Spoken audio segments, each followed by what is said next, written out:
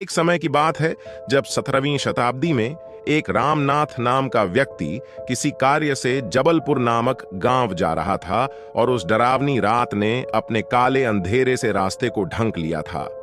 रामनाथ ने सोचा कि कोई ठहरने के लिए अच्छी जगह मिल जाए तो वहां ठहर जाऊंगा। तभी उससे सामने एक गांव दिखाई दिया। रामनाथ दौड़ते हुए उस गांव के बीच पहुंच गांव में देखा तो किसी भी इंसान का कोई नामो निशान नहीं था और कुत्तों की भयानक रोने की आवाज और पक्षियों के सहसने की आवाज आ रही थी।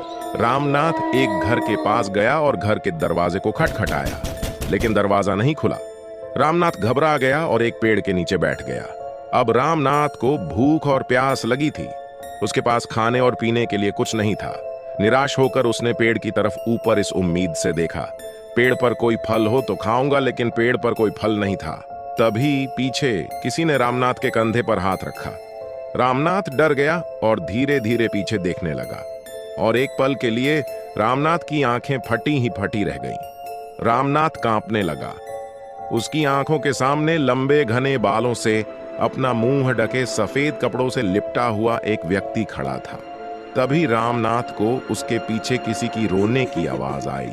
उसने पीछे देखा तो कोई नहीं था और देखा तो वह सफेद कपड़े में लिपटा आदमी नहीं था। कुछ पलों के लिए तो रामनाथ खड़ा रहा और फिर रामनाथ पेड़ का सहारा लेकर बैठ गया। तभी रामनाथ को किसी के पैर दिखाई दिए। उसने उसे देखा तो वह एक बुढ़ा व्यक्ति था। बूढ़े व्यक्ति ने उसे कहा कि यह लो खाना और पानी, लेकिन उस डरे हुए रामनाथ ने खाना और पानी नहीं लिया। लेकिन जब बुद्ध व्यक्ति ने फिर से कहा तो रामनाथ ने खाना और पानी ले लिया। फिर बुद्ध व्यक्ति ने उसका नाम पूछा तो डरे हुए रामनाथ ने बताया कि मेरा नाम रामनाथ है। बूढ़े व्यक्ति ने रामनाथ से पूछा कि यहाँ क्या कर रहे हो?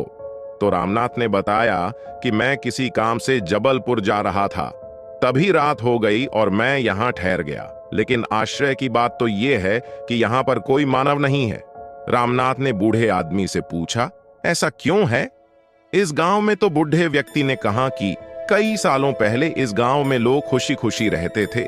एक रात एक चोर चोरी करके इस पेड़ पर चढ़ गया और पैर फिसलने के कारण गिर गया और उसकी मौत हो गई। फिर उस रात के बाद हर रात को एक मृत शरीर इस पेड़ के नीचे गांव वालों को मिलने लगा। इस कारण गांव वाले इस गांव को छोड़कर चले गए। तभी रामनाथ को पीछे से किसी के रोने की आवाज आई। उसने पीछे मुड़कर देखा तो कोई नहीं था और जैसे ही आगे देखा तो भयानक साया उसके सामने था और रामनाथ वहीं बेहोश होकर गिर गया। जब उसकी आंखें खुली तो सुबह हो गई थी और वह जल्दी से वहां से भाग गया। और फिर रामनाथ जब भी उस गांव के पास से गुजरता था तो उसे वे रात याद आ जाती है।